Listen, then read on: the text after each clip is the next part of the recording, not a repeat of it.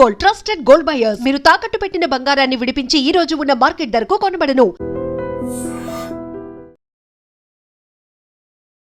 దాదాపు 13 సంవత్సరాలు ఉన్నారు దొండకారణ్యంలో. బాగా నిర్బంధం. ఈ నిర్బంధాలు ఎలాగ మీరు ఎదుర్కొన్నారు? 13 కూడా మీకు చాలా దాడులు తప్పించుకుని ఉంటారు. ఒకటి రెండు చెప్పండి, మీరు తప్పించుకున్న దాడులు. దండకారణ్యంలో దాడులు జరిగింది తక్కువ నా మీద. ఎందుకంటే దండకారణ్యంలో అప్పటికే నేను పోయిన తర్వాత ఈ గ్రామరాజ్య కమిటీని జనతన సర్కారులుగా మార్చడం ఇవన్నీ మొదలైన తర్వాత ప్రజలలో మేము బాగా కన్సాలిడేట్ అయ్యాం. ప్రతి ఊరు మాకు ఒక ఉక్కు కాటలాగా మారింది. ప్రజలందరూ దాదాపు ఏదో ఒక నిర్మాణంలో ఉన్నారు. ఏ ఊర్లో నువ్వు చూసినా ఏ ఒక్క మనిషి కూడా ఆ నిర్మాణాల నుంచి బయట లేరు. మహిళలు, పురుషులు, పిల్లలు అన్ని రకాల వాళ్ళు ఉన్నారు. కాబట్టి క్యాంపులు ఉన్నా సరే మీకు సపోర్ట్ ఉంటుంది. వాళ్ళే సెంట్రీలు ఉంటారు కాబట్టి నీకు ఆవిడ బయలుదేరంగానే మనకు సమాచారం వస్తుంది. వస్తే మిలిషియా వాళ్ళే ముందు అక్కడ అటాక్ చేసి వాళ్ళని డిస్టర్బ్ చేస్తారు, వీళ్ళని అలర్ట్ చేస్తారు. కాబట్టి మా మీద డైరెక్ట్ దాడులు జరగడానికి నేనున్న కాలంలో అవకాశం లేదు. శత్రువు అప్పటికి ఇంకా బలం అంతా పెంచుకోలేదు కాబట్టి అట్లా డీకేలో నేను దాడులకు గురైంది తక్కువ. నేను ఎన్టీఎఫ్డీలో ఉన్నప్పుడు ఎన్కౌంటర్స్ లో నా మీద జరిగినాయి. వాటిలో ప్రతిఘటిస్తూ ఫైరింగ్ చేస్తూ తప్పుకున్న ఘటనలోనే. తర్వాత ఒడిశాకు పోయిన తర్వాత అక్కడ మేము వీక్ కాబట్టి అక్కడ పోయిన తర్వాత చాలా ఘటనలు జరిగినాయి. ఒడిశాలో ప్రజా పునాది అంత పెరగలేదు కదా డీకే లాగా. శత్రు సమాచారం పోవడం ఏఓబి ప్రాంతంలో బాగా పెరిగింది కదా, మల్కన్గిరి ఏఓబి ఆ ప్రాంతం. అక్కడ కొంత పెరిగింది, తర్వాత వీక్ అయింది అనుకోండి. మేము పోయినటువంటి ప్రాంతంలో అక్కడ కూడా ఒక 2 years వరకు బాగా ప్రజల్లో ప్రభావం పడింది. మీకు పనిచేసిన ప్రాంతంలో కూడా కొంచెం ప్రజల సపోర్ట్ ఉండదు. నౌపాడ గానీ గరియాబాద్ ఇటు ప్రాంతాల్లో ఉన్నారు. 2-3 సంవత్సరాల వరకు చాలా సపోర్ట్ ఉంది.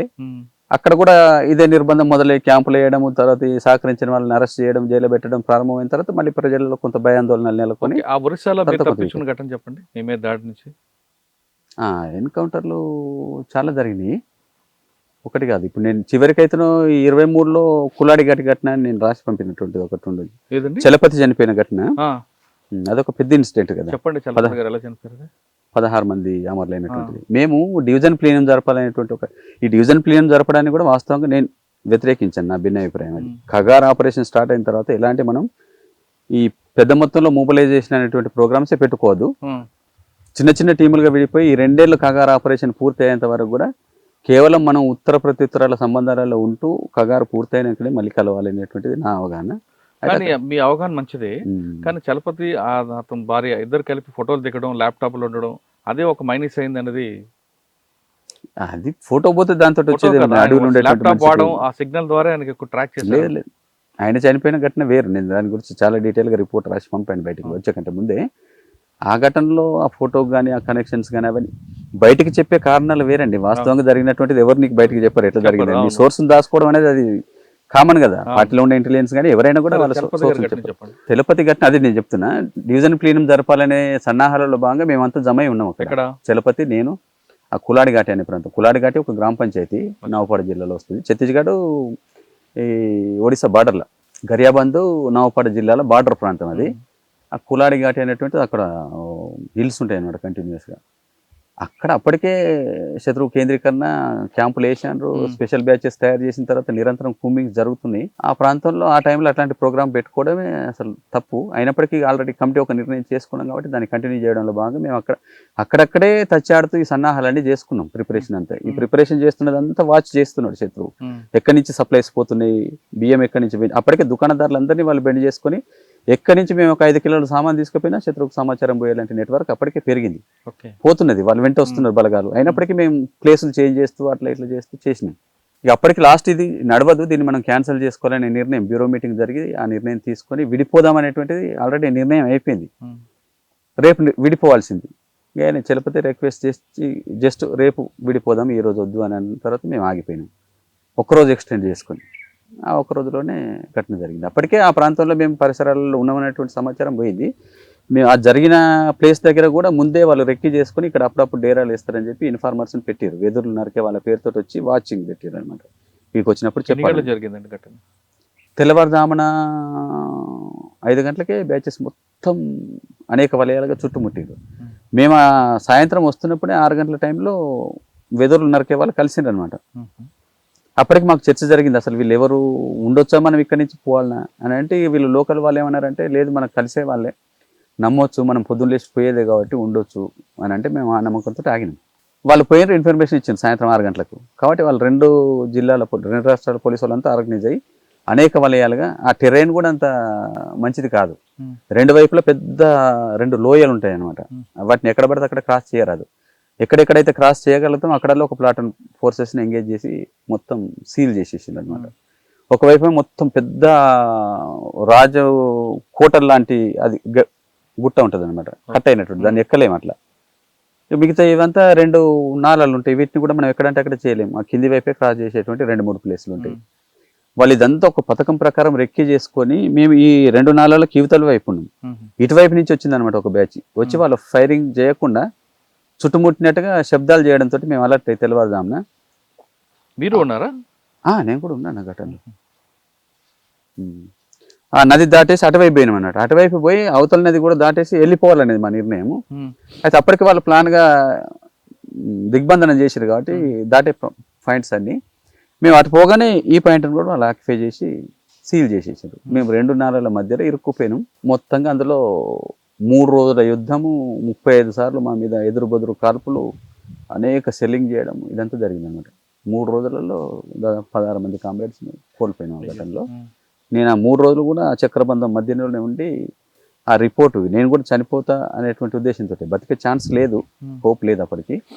ఆ ఉద్దేశంతో ఈ ఘటన ఎందుకు జరిగింది, ఎట్లా జరిగింది అనేది బయట ప్రపంచానికి తెలవాలని అక్కడే నా దగ్గర మొబైల్ ఉండేది, నేను టైప్ చేసేది కాబట్టి ఈ రిపోర్ట్ అంతా కూడా అక్కడ నుండి టైప్ చేసి బయటికి పంపాలనే ఉద్దేశంతో ప్రిపేర్ చేసిన తర్వాత 3వ రోజు ఈ బలగాలన్నీ విత్డ్రా అయిన తర్వాత నేను అక్కడి నుంచి ఎస్కేప్ అయి బయటకు వచ్చి మళ్ళీ ఆర్వీ ప్లేస్లో మిగతా తప్పుకున్న వాళ్ళందరం కలుసుకొని ఆ తర్వాత ఒక 4-5 రోజులకి నేను ఊర్లో ఒక ఊరు సింపతైజర్ మొబైల్ ద్వారా ఇంటర్నెట్కి పంపి అట్లా బయటికి పంపాను రిపోర్ట్. అట్లా ఆ ఘటనలో 16 మంది నా చుట్టూ. 3 రోజుల్లో చలపతి గారు బాడీని తీసుకున్నారా లేదా పోలీసులు తీసుకెళ్ళిపోయారా? పోలీసులు ఈ 16 మంది ఎవరికి తీసుకుపోలేదు, నేను తీసుకుపోయే ఛాన్సే లేదు. అక్కడి నుంచి బతికే ఛాన్స్ లేదు, వాళ్ళ శవాలని తీసుకుపోయే పరిస్థితి లేదు. కానీ మీకు ఎప్పుడు తెలిసింది చలపతి గారు అమరాడని? ఎప్పుడు తెలియడం ఏంటి, మేము 16 మంది మా సహచరులందరూ మా చుట్టూతోనే చనిపోయారు.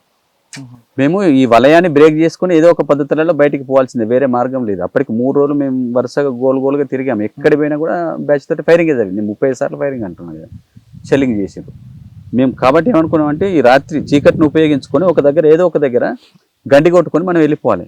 చచ్చిపోయే వాళ్ళు చచ్చిపోతారు, బతికే వాళ్ళు బతుకుతారు. మీతో పాటు ఎంతమంది ఉన్నారు? మేము మొత్తం టీము 46 మంది. 46 మంది టీము. అందులో 16 మంది చనిపోయి 30 మందిని తప్పించుకున్నాం మేము.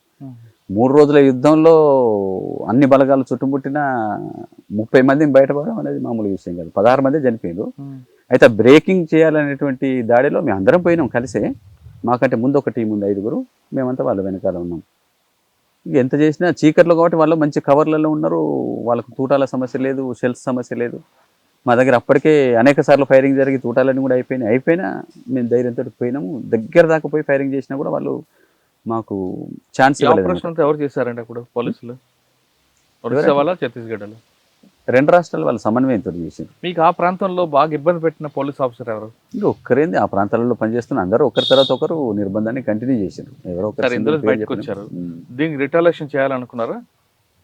అప్పటికి రిటాలియేషన్ చేసేటువంటి పరిస్థితులు లేవు. ఆత్మరక్షణ చేసుకోవడం ఎట్లా అనేదే చేసుకోలేని స్థితి వచ్చింది అప్పటికి. కాబట్టి రిటాలియేషన్ సమస్య లేదు. అంతకుముందు కాలంలో జరిగిన వాటికి అట్లా చేసినాము, అవకాశం ఉన్నప్పుడు, మన బలం ఉన్నప్పుడు. కానీ 2 years జరిగినటువంటి కగార్ ఆపరేషన్లో మళ్ళీ మనం ప్రతిఘటన గురించి ఆలోచించే ఛాన్స్ లేదు. కాబట్టి అది జరిగిన తర్వాత వరుసగా అనేకం అట్లాంటి వలయాలలో తప్పుకోవడం, ఆత్మరక్షణ చేసుకోవడం అనేటువంటిదే గగనంగా మారినటువంటి స్థితిలో వెంటనే ప్రతిఘటన. సార్, ఆ టైంలో మల్లోజ్ వేణుగోపాల్ గారు లెటర్ రాశారు, మన పార్టీని లీగలైజ్ చేద్దాం, తప్పుకుందాం. ఆ లెటర్ని దేవ్జీ గారితో పాటు కొంతమంది మీలాంటి వాళ్ళు వ్యతిరేకించారు. మరి తిరిగి బయటికి రావాలనుకున్నారు? మా దాకా ఆ లెటర్ రాలేదు, నాకు చేరలేదు. నేను బయటకు వచ్చిన తర్వాత నాకు మహాసముద్ర ఎస్పీ ఇచ్చింది. అడిగితే నేను మహాసంద్ర ఎస్పీ వాళ్ళు ఇట్లనే అన్నారు, ఈ సోన్ రాసిన లెటర్ చూసిన 21 పేజీలు అంటే అప్పటికి నాకు రాలేదు సోన్ ఉత్తరం. ఎందుకంటే ఈ 2-3 దాడులు, చక్రబంధాలు వరుసగా జరిగిన తర్వాత నేను ఒక దగ్గర ఉండొద్దు అనేటువంటి నిర్ణయంతో మేము బలింగేరు డివిజన్ వైపు వెళ్ళిపోయాను. ఒక బ్యాచ్, మా బ్యాచ్ ఇప్పుడు బయటకు వచ్చినటువంటి 15 మంది ఇంకొక 2 రెండోసారి దాడిలో అమరులైనరు. మేము అపాయింట్మెంట్ కోసం అసలు బాలకృష్ణను రక్షించుకోవాలనే ఉద్దేశంతో అప్పటికి నేను పెట్టిన ప్రపోజల్ ఏంటిదంటే, చాలా కేంద్రీకరణ ఈ నవపాడ, గరియాబంద్ ప్రాంతంలో ఉంది. మేమంతా మొబిలైజ్ అయిన విషయం కంటిన్యూగా శత్రువుకు సమాచారం ఉంది. ఆ సమాచారం ఆధారంగా చాలా కేంద్రీకరిస్తున్నాడు. కాబట్టి ఈ కేంద్రీకరిస్తున్న టైంలో మనం ఇక్కడ ఉండడం సురక్షితం కాదు. అప్పటికి పాక హనుమంతు కూడా ఈ ప్రాంతంలోనే ఉన్నాడు. మేమందరం కలిసి మీటింగ్ చేసుకున్నాం. ఇక్కడ మనం ఎక్కువ మంది ఉంటే నష్టపోవడం తప్ప బతికే ఛాన్స్ లేదు. కాబట్టి వీలైనంత తొందరగా ఇక్కడి నుంచి ఇతర ప్రాంతాలకు పోవాలని చెప్పి హనుమంతుని మేము కలాండి వైపు పంపించేసినాం. ఆ కలహండి రూట్ కూడా ఎప్పటి నుంచో శత్రువు కేంద్రీకరించి కట్ ఆఫ్ చేసిండు. చాలా ఇబ్బందిగానే పోవాలి. అయినప్పటికీ మనం ఇక్కడ ఉండడం కంటే అటు పోతే కొద్ది మంది మీద మనం రక్షించబడతాం. కాబట్టి వీలైనంత తొందరగా పోవాలని ఆయనను పంపించిన సురక్షితంగానే ఆయన వెళ్ళిపోయాడు. తర్వాత బాలకృష్ణ కూడా పోవాల్సి ఉండే. ఇంకో ప్రమోద్ అనే కామ్రేడ్ తనతో పాటు చనిపోయాడు ఆయన తోటలో. ఆయన కూడా పోవాల్సి ఉండే. ఆయన అనారోగ్యానికి గురై పోలేని స్థితిలో ఇక్కడ ఆగిపోయాడు. కాబట్టి సరే ఆయన ఇక్కడ ఉన్నా కూడా బాలకృష్ణ అటు పోవడం కానీ లేదా బలంగీర వైపు పోవడం కానీ మొత్తానికి వికేంద్రీకరించబడి ఉండాలనేటువంటిది బలంగా నేను చెప్పినటువంటిది. వాళ్ళు కూడా కన్విన్స్ అయిన తర్వాత హనుమంతుని పంపించేసినాము. బాలకృష్ణను చివరి టైంలో ఈ కులాడి ఘటన జరిగిన తర్వాత దాంట్లో ఆయన లేడు, కానీ గరియబంద్ ప్రాంతంలో ఉన్నాడు. ఆ ఘటనలో లేడు. తర్వాత తనను కూడా రక్షించుకోవడానికి నేను ముందుగాల పోయి అక్కడ ఏర్పాట్లు చేసి, నేను ప్రత్యక్షంగా బాధ్యత వహిస్తున్న డివిజన్ కాబట్టి అంత కష్టాలు ఉన్నప్పటికీ కొన్ని ప్రిపరేషన్స్ చేసుకొని ఇంకొక లీడర్ కూడా కాడి నుంచి ఉత్తరాల అపాయింట్మెంట్ ద్వారా నేను తనకు రాస్తే ఆయనను కూడా ఇటు రమ్మని తను రావడానికి సంసిద్ధత వ్యక్తం చేసి మళ్ళీ ఒక టీమును పంపమని అంటే అపాయింట్మెంట్ పెట్టుకున్నాం మేము. ఆ అపాయింట్మెంట్కి అప్పటికి ఆయన పనులు పూర్తి చేసుకొని ఈ అపాయింట్మెంట్కు తన టీమును తీసుకొని కనుక వచ్చుంటే వెంటనే బయలుదేరి నా దగ్గరికి వచ్చేవాడు. వస్తే ఇప్పుడు ఈ 15 మంది టీం మేము వచ్చిన దాంట్లో ఆయన ఉండేవారు, బాలకృష్ణ కూడా ఉండేవాడు. కానీ ఆయన ఏంటిదంటే అప్పటికి చాలా నెలల నుంచి అక్కడే ఉంటున్నాడు. ఇంకేవో పనులు పూర్తి కాలేదు, ఇవి పూర్తి చేసుకుని 5 రోజులకు పోదామని నా టీంను కూడా ఆయన క్యాంప్లోకి పిలుచుకున్నాడు. ఆ క్యాంప్ అప్పటికే శత్రువుకు అర్థమై ఒక రౌండ్ తిరిగిపోయిండు. కరెక్ట్ స్పాట్ దొరకలేదు. వీళ్ళు దాన్ని కూడా క్యాలిక్యులేట్ చేసుకోలేదు. ఏ జనరల్ కుంబింగ్లో వచ్చిపోయిందిలే మనం ఉండొచ్చు ఇక్కడే అని అనుకున్నారు. కాబట్టి మా టీంను కూడా ఆడికే పిలుచుకున్నాడు. ఆయన పిలుచుకుని ఆయన చెప్పింది ఏంటంటే పగలు పిలుచుకున్నాడు, మనం 4-5 రోజుల తర్వాత పోదామని అంటే వీళ్ళు కూడా కన్విన్స్ అయ్యారు. ఆయన లీడర్ కాబట్టి చెప్పినప్పుడు విన్నారు. ఆలోగా అదే రోజు రాత్రి బలగాలు చుట్టుముట్టి దాంట్లో మేము పంపిన టీం వాళ్ళు కూడా 6గురిని పంపితే 3 దాంట్లో చనిపోయారు. 3 దాంట్లో నుంచి తప్పించుకొని పారిపోయి మళ్ళీ నాకు రిటర్న్ వచ్చాడు. అట్లా ఆ ఘటన వివరాలన్నీ కూడా నాకు తెలిసినాయి. అట్లా బాలకృష్ణ చనిపోయాడు. అంటే ముందు నుంచి కూడా నంబాల కేశవరావు గారు మీకు ఇప్పుడు తెలిసింది? నంబాల కేశవరావు న్యూస్ లో విన్నాం, మేము కొన్ని డౌన్లోడ్స్ చేసుకొని చూసినాము. అక్కడ మీ జరిగిన సంఘటన ఎంత దూరం ఉందండి మీరున్న ప్రాంతం? నేనున్నది ఈ గంధమర్దన్ అనే గుట్ట ఉంటుంది బలంగీర్ బార్డర్లో ఉండేటువంటి దాంట్లో. ఈ 2 చక్రబంధాలు 3 చక్రబంధాలు అయిపోయిన తర్వాత ఇక మనం ఇక్కడ ఉండొద్దు, విడిపోయి వికేంద్రీకరించబడి ఉండాలనేది నేను బలంగా చెప్పి బాలకృష్ణ కూడా అట్ట రావాలనేది నేను ముందుగా పోయి ఏర్పాట్లు చేస్తాను. బాలకృష్ణ కూడా అట్ట రావాలి. ప్రమోద్ కూడా అనారోగ్యంతో ఉన్నాడు కాబట్టి ఎట్లాగే ఇక్కడ ఉంటాడు, ఉండి ఇక్కడి బలగాల్ని ఆయన గైడ్ చేస్తాడనేది నిర్ణయం. కాబట్టి ఇక తను రాకుండా 4-5 రోజులు అనేటప్పటికి ఆ ఘటనలో ఆయన చనిపోయాడు. ఇక మిగిలింది లోకల్ అంజు అని తర్వాత వచ్చి గరియబందులో సరైన డివిజనల్ కమిటీ మెంబర్, ఆమెతో కొన్ని బలగాలు ఉన్నాయి ఇక్కడ. మేము అటు పేపర్లో తెలిసింది తప్ప మీకు తెలియదు. డీకే నుంచి ఒడిశాకు పోవడం మధ్యలో చాలా ప్రయాణం చేయాలి, రోడ్లు దాటాలి, మైదానాలు దాటాలి, అట్లాంటి కటాఫ్ చాలా ఉంటుంది కష్టంగా. అంటే వేణుగోపాల్ రాసిన లెటర్ కూడా మీకు అందలేదండి. వేణుగోపాల్ లెటర్ తెలియదు. ఈ ఘటనలన్నీ కూడా ఏవి ఎట్లా జరుగుతున్నాయి అనేది కేవలం మీడియా ద్వారా వినేటువంటిది తప్ప ప్రత్యక్షంగా ఉత్తర ప్రత్యుత్తరాలు కనెక్షన్స్ ఎప్పుడో కట్ అయిపోయినాయి మాకు 2 years. సరే, మనం కాసేపు ఉద్యమం పక్కన పెడతాం, మీ వ్యక్తిగత విషయాలు వద్దాం. అడవుల్లో ఒక 5 కిలోమీటర్లు నడడానికి కాళ్ళు నొప్పి పెడుతుంటాయి. మీరు కిలోమీటర్లు కొన్ని 40 సంవత్సరాల పాటు నడిచి ఏ పాము వస్తుందో ఏ పొయ్యి వస్తుందో తెలుసుకుంటూ కాపాడుకుంటూ పోలీసుల నుంచి రక్షణ చేసుకుంటూ ఎలా ఉన్నారండి ఇంతగా? అదే ఇక విప్లవం చేయాలనేటువంటి స్పిరిట్, విప్లవంలో కష్టాలు చాలా సహజం కాబట్టి వాటన్నిటిని ఈ స్పిరిట్ ఉన్నటువంటి వాళ్ళు కష్టాలను ఎప్పుడు చిరునవ్వుతోటి భరిస్తారండి. అది ఎంత పెద్ద కష్టమైనా కానీ. నాకు కూడా పాము కరిచింది ఒకసారి. నేను చిట్యాల ప్రాంతంలో ఆర్గనైజర్గా పనిచేస్తున్నప్పుడు రాత్రులు ఒంటరిగా, నాతో దళ సభ్యులు కూడా ఎవరు నిలబడ్డ వాళ్ళు కాదు ఆ టైం లోపల. కాబట్టి నేను ఒంటరిగానే 3 ఏళ్ళ దాకా తిరిగినాను. 4వ సంవత్సరం నుంచి 1-2 దళ సభ్యుల తర్వాత ఇక అక్కడ రిక్రూట్ అయిన తర్వాత సంఖ్య పెరిగింది అనుకోండి. ఆ టైంలో రాత్రి ప్రయాణం చేస్తున్నప్పుడు పొలం గట్ల మీద పాము కరిచింది నాకు. కరిస్తే నేనే కట్టుకొని జనరల్గా వైద్యం చేసుకోవడం. రామనాథం మెడికల్ గైడ్ మాకందరికీ ప్రారంభం నుంచి కూడా ఉంటుంది. అది మెడికల్ జ్ఞానం అందరికీ ఉంటుంది దాదాపుగా. కాబట్టి నేనే ప్రాథమిక చికిత్స చేసుకొని రక్తం పిండేసి కట్టుకొని 3 గంటల దూరం, మేము దూరాన్ని మీరు కిలోమీటర్లలో లెక్క పెడితే మేము గంటలలో లెక్క పెడతాం. 3 గంటల దూరం అంటే 3 నెలల 12 కిలోమీటర్లు. కొద్దిగా స్లోగా నడిచే వాళ్ళకైతే 3-5 15 కిలోమీటర్లు. ఎలా తెలుస్తుందండి? గైడ్ ఉంటారా మీకు? లేదు, మేము తిరిగే క్రమంలో అన్ని గుర్తుపెట్టుకుంటాం కదా. ఒకసారి తిరిగితే వేరు, కానీ అనేక సార్లు ఆ ప్రాంతంలో ఆర్గనైజర్గా పనిచేస్తున్నప్పుడు ప్రతి దారి అనేక సార్లు తిరుగుతాం కదా, అట్లా గుర్తుపెట్టుకుంటాం. కాబట్టి అట్లా పాము గడిచినటువంటి అనేక రకాల ఇబ్బందులన్నింటినీ కష్టాలు బయట వాళ్ళకి భోజనాలు దొరకని మేము చిట్యాల ప్రాంతంలో పనిచేసినప్పుడు ఈ నిర్బంధం మూలంగా పాసిపోయిన అన్నం కూడా తినేది. ఒకసారి రాత్రిపూట ఒక ఇంటి దగ్గర మూట కట్టి ఇంత పచ్చడేసి ఇస్తే దాన్ని 2 పూటలు తినేవి. 2వ పూట వరకు అది నీళ్లు కాలేదు. అయినా మరి కూడా అక్కడ ఒడిశాలో ఎలా? ఒడిశాలో అసలు ఒడిశాలో భోజనం కొంచెం వేరేగా ఉంటది కదా, అంత స్వీట్ ఉంటది, పెసరపప్పు ఎక్కువ వాడతారు. ఎక్కడి ప్రజల దగ్గరికి పోయినప్పుడు అక్కడి ప్రజల అలవాట్లను మన అలవాట్లుగా మార్చుకోవడం అనేది మా ఎడ్యుకేషన్. కాబట్టి పార్టీలో అట్లా మనం ఎవరి దగ్గరికి పోతే వాళ్ళతో వాళ్ళ భాష నేర్చుకోవడం, వాళ్ళ సాంప్రదాయాన్ని గౌరవించడం, వాళ్ళు పెట్టిన తిండి తినడం. మన ఇష్టాలకు ప్రాధాన్యత లేదు పార్టీలో ఎప్పుడు కూడా. కాబట్టి వాళ్ళు పొక్కాలని తింటారు. రాత్రిపూట మిగిలినటువంటి అన్నంలో నీళ్లు పోసి పెట్టేసి తెల్లారి ఆ నీళ్ళలో కొంత అన్నం ఉంటుంది, దాన్ని ఒక ఉల్లికాయ ముక్కతోటి కట్ చేసుకుని పెట్టుకొని తింటారు. అది ఇప్పుడు ఎండాకాలం ఎక్కువ తింటారు. ఎండాకాలం ఎక్కువ తింటారు. మిగతా కాలంలో కూడా కొన్ని ఫ్యామిలీస్ తింటుంటారు. ప్రతి కుటుంబంలో పొక్కలు అనేది అక్కడ గుడాకు కూడా తింటారు. పొద్దున్న లెక్క నోట్లో గుడాకు పెట్టుకుంటారు. గుడాకు చాలా తింటారు. గుడాకి ఆదివాసులలో కూడా అలవాటు కాబట్టి వీళ్ళు కూడా కొద్దిమంది తంబాకు తినడము. సరే, ఇంకా అలవాట్ల గురించి కాదు, మీ వివాహం, మీ తమ్ముడు, ఇది ఒక చెప్పండి ఒకసారి. ఆయన ఎందుకు వచ్చారు అడవులోకి? ఆయన కూడా భావజాలమేనా? భావజాలమే. నేను పోయిన తర్వాత మా తమ్ముడు ఊర్లో సంఘంలో పనిచేసిండు యాక్టివ్గా కొంతకాలము. వాడు చదువుకుంటూనే పనిచేస్తున్న క్రమంలో ఎట్లాగూ ఇన్ఫార్మర్ల ద్వారా శత్రువు దృష్టిలో పడతాడు కదా, వాడిని కూడా ఒకసారి అరెస్ట్ చేసిండ్రు. అరెస్ట్ చేసి పోలీస్ స్టేషన్లో చిత్రహింసలు పెట్టి మరికొండలో వదిలిపెట్టిండ్రు. వదిలిపెట్టిన తర్వాత తను కూడా నాలాగే ఆలోచించి రహస్యంగా మళ్ళీ కార్యకలాపాలలో పాల్గొనేది. దాంతో పోలీసు వాళ్ళు తనను కూడా వెంటాడి పట్టుకోవాలి, చంపాలనేటువంటిది అనుకుంటున్నటువంటి కండిషన్లో తను కూడా నిర్ణయం తీసుకొని వచ్చిండు. అయితే మా తమ్ముడు పార్టీలోకి వచ్చిన విషయం కూడా నాకు తెలియదు. ఎందుకంటే నేను ఈ వరంగల్ ప్రాంతానికే నేను రిక్రూట్ అయిన తెల్లారి నుంచి దూరంగా ఉన్నాను. ఎన్టీఎఫ్డీలో కొంతకాలం ఉన్నాను, కనీసం అది తెలంగాణ కాబట్టి. అప్పుడు కొద్దిగా ఇతర జిల్లాల వార్తలు తెలుసు. నేను ఛత్తీస్గఢ్ వెళ్ళిపోయిన తర్వాత ఇంకా వేరే రాష్ట్రాలు కదా, భాష వేరు, ప్రాంతం వేరు, తెలుగు వార్తలు తెలుగు. ఈ రిక్రూట్ అనే విషయం కూడా నాకు తెలియదు. వరంగల్ జిల్లా కమిటీ రిక్రూట్ చేసి తనని చిట్యాల ఏరియాలో పెట్టారు. ఏరియా కమిటీలోకి తీసుకున్న తర్వాత కొంతకాలం సంవత్సరం పనిచేసినాక మళ్ళీ ఆయనకున్నటువంటి టాలెంట్స్ని చూసి పట్టణ రంగంలో ఆర్గనైజర్గా పెడితే మనకు ఫ్రూట్స్ ఉంటాయని చెప్పి అప్పుడు రామకృష్ణ ఉండేవాడు, మొగిలిచెర్ల రామకృష్ణ జిల్లా సెక్రటరీగా.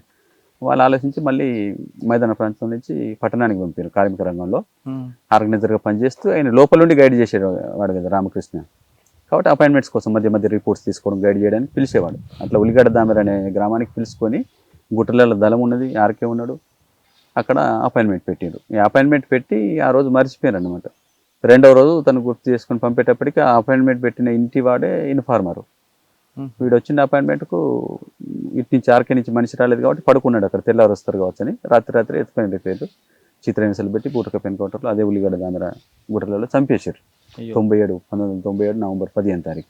ఈ ఎన్కౌంటర్లో తనను చంపేసిన విషయం నేను అప్పుడు ఎన్టీఎఫ్డీలో ఏటనగరం ప్రాంతంలో ఉన్నా. నేను టీచర్లు అందరితోటి బాగుండేది అప్పుడు ఆర్గనైజేషనల్గా. అప్పుడప్పుడు పిలిచి కొద్దిగా మోటివేషన్ మీటింగ్స్ ఇవన్నీ చేసేది. ఓ 20 మంది టీచర్లతోటి మీటింగ్ పెడదామని చెప్పి వాళ్ళకి ముందే ప్లాన్ చేస్తే వాళ్ళందరూ వచ్చారు. ఏటనగరం టీచర్స్ అందరు 15-20 మంది ఐలాపురం అనే అడవిలో పెట్టిన ఊర్లో అపాయింట్మెంట్స్ అంతా. వాళ్ళు ఆ రోజు డైలీ పేపర్స్ పట్టుకొని వచ్చారు. మా సొంత పేర్లతో ఎక్కడ ఉండం కదా మేము, సుదర్శన్ అనేది నా పేరు కాబట్టి వాళ్ళందరూ వచ్చి అన్న ఎవరు ఎన్కౌంటర్ అయ్యింది అని పేపర్ ఇస్తే ఇంకా మీటింగ్ స్టార్ట్ కాలేదు. రాగానే జనరల్గా ఇస్తారు కాబట్టి డైలీ పేపర్ చూడగానే మా తమ్ముడు ఎన్కౌంటర్, వాడి ఫోటో ఉంది, ముప్పి నాగేశ్వరరావు ఎన్కౌంటర్ అనేది. షాక్ అయ్యి నేను నా దుఃఖాన్ని నా లోపలనే పెట్టుకొని, నా తమ్ముడు అనేది కూడా వాళ్ళకి ఏం చెప్పలేదు, పేపర్ పక్కన పెట్టి ఆ రోజు 4-5 గంటలు వాళ్ళతో మీటింగ్ చేసి వాళ్ళని పంపించి అట్లా నాకు అర్థమైంది. డైలీ పేపర్ చూడడం ద్వారా తమ్ముడు ఎన్కౌంటర్లో చనిపోయింది అని. మీ వివాహం 92లో చేసుకున్నాను, ఏటనగర్లో ఉన్నప్పుడే. ఓకే సార్, ఇంతకాలం పనిచేస్తారు కదా, ఎప్పుడైనా అనిపించలేదా అమ్మా నాన్న చూద్దాం? అనిపిస్తుంది సార్, ఎవరికి అనిపించదు, అందరికీ అనిపించాలనేది ఉంటే సహజం, మానవ సహజం కదా. అంటే మీరు అక్కడ ఉన్న వాళ్ళలోని మీ అమ్మా నాన్న చూసుకుంటారు, దాన్ని కాదన్న కానీ మనకు జన్మనిచ్చిన తల్లి తండ్రి గుర్తుకొస్తారు కదా. గుర్తుకొస్తారు అంటే మా స్పిరిట్ అలాంటి, గుర్తుకొస్తే చూడలేని పరిస్థితి ఒకటి, రాజ్య నిర్బంధం అనేటువంటిది అట్లాంటిది. నేను పోయిన తర్వాత మా కుటుంబాన్ని ఎన్ని వేధింపులు చేసినారు, ఎన్నిసార్లు ఇల్లు కూలగొట్టినారు, సోషల్ బైకాట్ చేసినారు, ఊరి నుంచి ఎవరు మాట్లాడినా వాళ్ళని తంతమని అంటే ఎవరు మాట్లాడలేదు, ఒక రకంగా వెలివేసిండ్రు. అనేక సార్లు వీళ్ళని అరెస్ట్ చేసి స్టేషన్కి పిలిచి చిత్రహింసలు పెట్టారు. మా తమ్ముడు కూడా అట్లయే ఇక్కడ ఉంటే చచ్చిపోతాడనే దగ్గర నుంచి చివరికి వాడు కూడా రిక్రూట్ కావాల్సిన పరిస్థితి వచ్చింది. అట్లా మా కుటుంబం మొన్నటి వరకు చాలా ఇబ్బందులు ఎదుర్కొన్నారు, నిర్బంధం.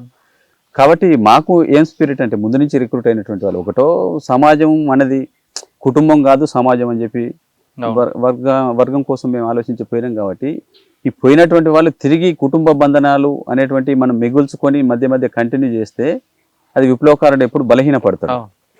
శత్రువు ఆ బలహీనతను ఆసరా చేసుకుని వాళ్ళ మీద ప్రెజర్ చేసి కూడా మనల్ని లొంగ తీసుకునే ప్రయత్నం చేస్తాడు. కాబట్టి మనం ఆలోచించి సమాజం కోసమే త్యాగం చేద్దామని నిర్ణయించుకున్నాం. కాబట్టి తిరిగి కుటుంబంతో సంబంధాలు పెట్టుకోవడం ద్వారా అదనంగా వాళ్ళని ఇబ్బందులు పాలు చేసినట్టు అవుతుంది. అట్లాంటి బంధనాలు అనేది కూడా మనం ఉంచుకోవద్దు మైండ్లో. కాబట్టి మేము ఎప్పుడో ఈ స్పిరిట్ ఉన్న వాళ్ళు ఎవరైనా కూడా ప్రేమ ఉండదా అంటే ప్రేమ ఉంటుంది ఖచ్చితంగా.